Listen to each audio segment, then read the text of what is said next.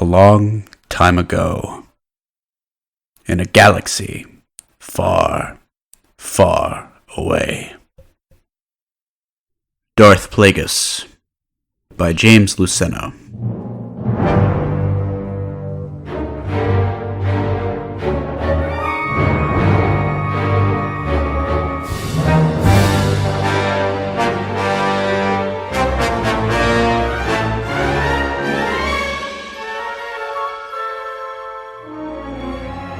Prologue.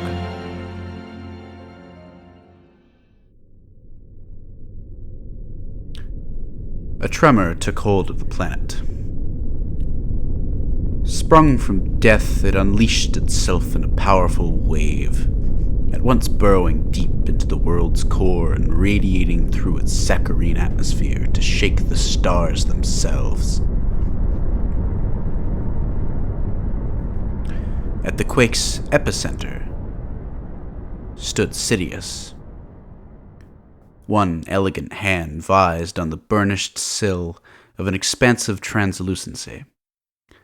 A vessel filled suddenly to bursting, the force so strong within him that he feared he might disappear into it, never to return. But the moment didn't constitute an ending so much as a true beginning, long overdue. It was less a transformation than an intensification, a gravitic shift. A welter of voices, near and far, present and from eons past, drowned his thoughts. Raised in praise, the voices proclaimed his reign and cheered the inauguration of a new order. Yellow eyes lifted to the night sky. He saw the trembling stars flare, and in the depth of his being he felt the power of the dark side anoint him. Slowly, almost reluctantly, he came back to himself. His gaze settling on his manicured hands. Returned to the present, he took note of his rapid breathing, while behind him the room labored to restore order. Air scrubbers hummed, costly wall tapestries undulating in the summoned breeze. Prized carpets sealed their fibers against the spread of spilled fluids. The droid shuffled in obvious confliction. Sidious pivoted to take in the disarray. Antique furniture overturned, framed artwork askew, as if a whirlwind had swept through.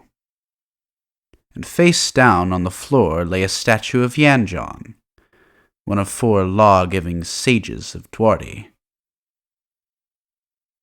a piece Sidious had secretly coveted. Also sprawled there, Plagueis, his slender limbs splayed, an elongated head turned to one side. Dressed in finery, as for a night on the town. And now, dead.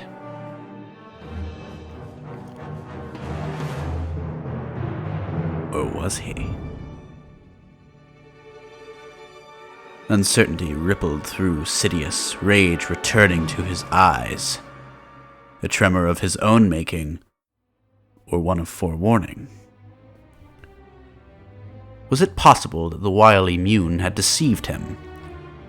Had Plagueis unlocked the key to immortality and survived after all? Never mind that it would constitute a petty move for one so wise, for one who would profess to place the grand plan above all else.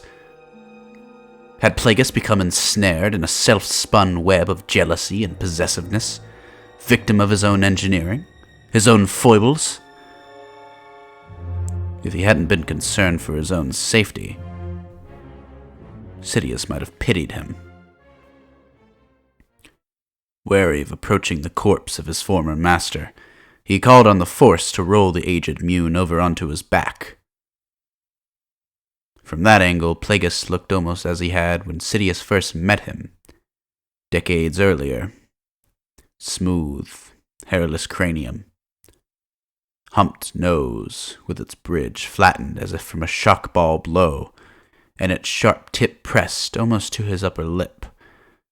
Jutting lower jaw, sunken eyes still brimming with menace, a physical characteristic rarely encountered in a Mune.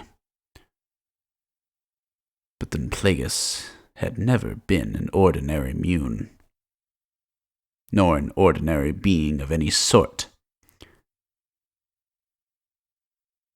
Sidious took care, still reaching out with the Force.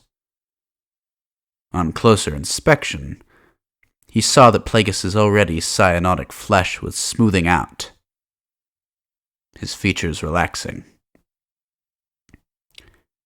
Faintly aware of the whir of air scrubbers and sounds of the outside world infiltrating the luxurious suite, he continued the vigil. Then, in relief, he pulled himself up to his full height and let out his breath. This was no Sith trick. Not an instance of feigning death, but one of succumbing to its cold embrace. The being who had guided him to power was gone. Wry amusement narrowed his eyes. The Mune might have lived another 100 years unchanged. He might have lived forever had he fully succeeded in his quest. But in the end, though he could save others from death, he had failed to save himself. A sense of supreme accomplishment puffed Sidious's chest, and his thoughts unreeled. Well then, that wasn't quite as bad as we thought it might be. Rarely did events play out as imagined, in any case. The order of future events was transient. In the same way that the past was reconfigured by selective memory, future events too were moving targets. One could only act on instinct, grab hold of an intuited perfect moment, and spring into action. One heartbeat late, and the universe would have recomposed itself. No imposition of will sufficient to forestall the currents. One could only observe and react. Surprise was the element absent from any periodic table. A keystone element. A missing ingredient.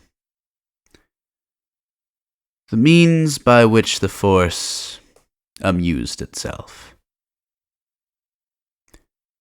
A reminder to all sentient beings that some secrets could never be unlocked.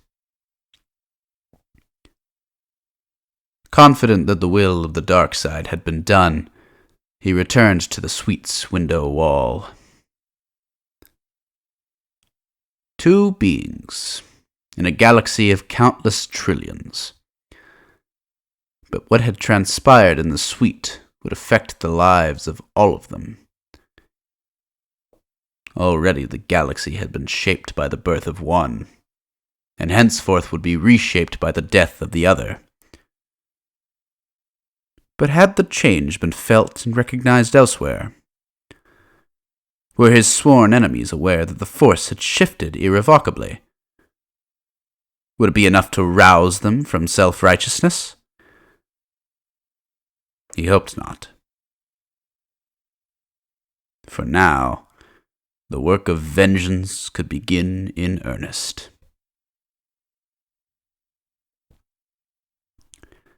His eyes sought and found an ascending constellation of stars, one of power and consequence new to the sky, though soon to be overwhelmed by dawn's first light. Low in the sky over the flatlands, visible only to those who knew where and how to look, it ushered in a bold future. To some, the stars and planets might seem to be moving as ever, destined to align in configurations calculated long before their fiery births.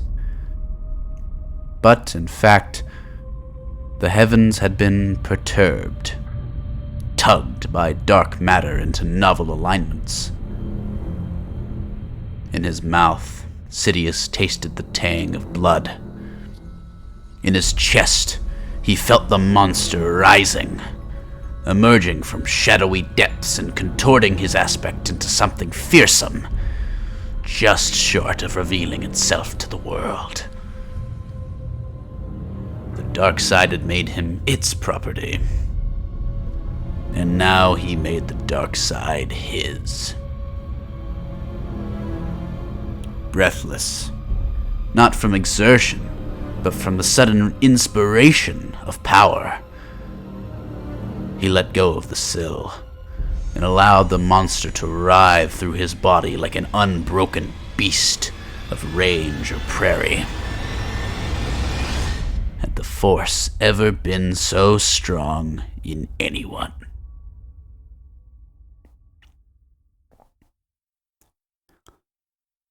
Sidious had never learned how Plagueis' own master had met his end. Had he died at Plagueis' hands? Had Plagueis, too, experienced a similar exaltation on becoming a sole Sith Lord? Had the beast of the end time risen then to peek at the world it was to inhabit, knowing its release was imminent? He raised his gaze to the ecliptic. The answers were out there, coded in light, speeding through space and time, liquid fire coursing through him, visions of past and future rifling through his mind. He opened himself to the reconfigured galaxy, as if in an effort to peel